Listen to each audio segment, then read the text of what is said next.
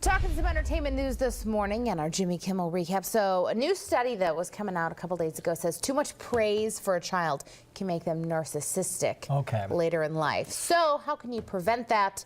Jimmy, of course, has the answer. Your kids, they are absolutely perfect. But too much praise can damage their fragile egos. So try a more balanced approach. You are such a great artist, but you do suck at everything else. You have the most beautiful eyes, but your voice is incredibly annoying.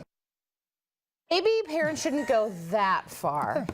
Oh my goodness, the extremes. Really talking about the extremes of one spectrum. They were saying instead of telling your child how great and wonderful they are, you should tell them that they are loved. Okay, that so works. So that they feel loved instead of everything else. You're great at the weather, Alex, but you suck at playing sports. Hey, at least you can admit that yourself. It takes a big person to admit that. Jimmy Kimmel every weekend at 11:35 right here on WTXL. Some other entertainment news this morning. This was a big story. It looks like the line for plagiarism not as blurred as Robin Thicke and Pharrell Williams had hoped. See what you did there. Yeah, Variety reports the two will have to pay $7.3 million to the estate of Marvin Gaye. A Los Angeles jury decided that their hit infringed on Gaye's 1977 song, Gotta Give It Up.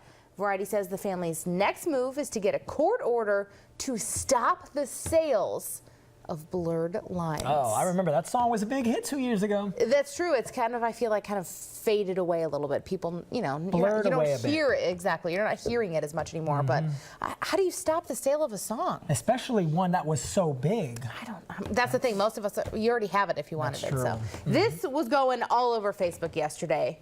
Some really, really ridiculously good-looking models on the runway. Derek Zoolander and his nemesis turned friend Hansel, or I guess if you want to say Ben Stiller and Owen Wilson, making a surprise appearance on the catwalk at Valentino's show at Paris Fashion Week. Are their arms not in the sleeves? Is that supposed to be? No, that's a high fashion way to do it.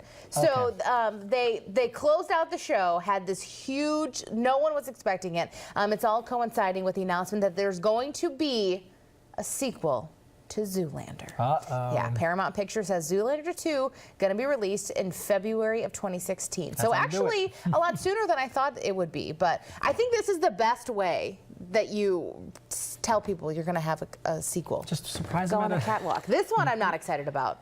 Deadline is reporting that another Ghostbusters reboot is in the works. Now, we already heard about the all-female cast. So this is another reboot on top of that one with guys.